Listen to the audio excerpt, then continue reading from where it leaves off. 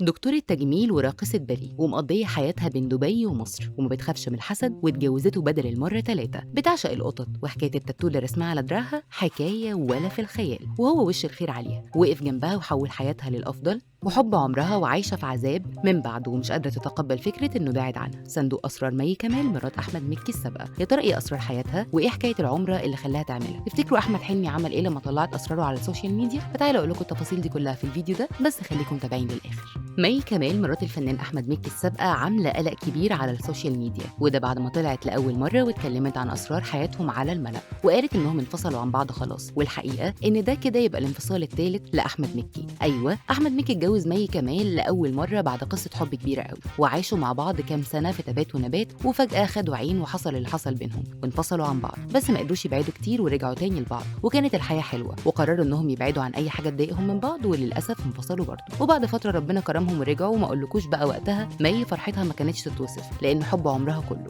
والمرة دي لما رجع بعض الناس اتدخلوا ما بينهم ووقعوهم في بعض لدرجة إن أحمد قرر ينفصل عنها، وبكده يكون ده الانفصال الثالث ليهم. ويا عيني عليها مي في عذاب بمعنى الكلمة من يوم فراقهم، وهي ما بتعملش حاجة غير إنها بتنزل أغاني عن الفراق والحب وأدعية إن ربنا يكبر بخاطرها ويرجعوا لبعض تاني، وده لأن أحمد مكي زي ما بيقولوا كده وش الخير عليها. حياتها كانت حاجة وبقت حاجة تانية خالص من بعد ما دخلها. يعني مي كانت خبيرة تجميل عادية، بس هو شجعها إنها تكبر وتطور من نفسها لحد ما أخدت الدكتوراه وبقت دكتورة تجميل ليها اسمها. مي كمال مقضية حياتها بين دبي ومصر، أيوة، لأن عندها عيادات تجميل في دبي وشغالة كلها هناك، والله أكبر عليها إيديها تتلف في حرير. ده غير إنها كمان راقصة باليه وبتروح مدرسة مخصوص عشان تمارس رقص الباليه، لأنها بتتعامل معاه على إنها رياضة وهواية بتحبها. مرات أحمد مكي السابقة بتعشق القطط، سبحان الله بتحبهم على حب أحمد مكي ليهم، ولو شافتهم في الشارع بتنزل من عربيتها علشان تأكلهم وتصورهم. هي كمان بتعشق التاتو وعاملة تاتو على دراعها، بس بتحاول إن الكاميرا ما تظهرش إيه المكتوب فيه. أما بقى حكاية العمرة اللي خلاها تطلع علشان تعملها، فكانت مي تقريبا في الوقت ده بتمر بمشاكل كتير قوي في حياتها ومتخبطة، فقرر إنه يقربها من ربنا وحجز لها عمرة. ولما طلعت العمرة أول حاجة عملتها لمست الكعبة وفضلت تدعي له ربنا يوفقه ويفضل معاها العمر كله.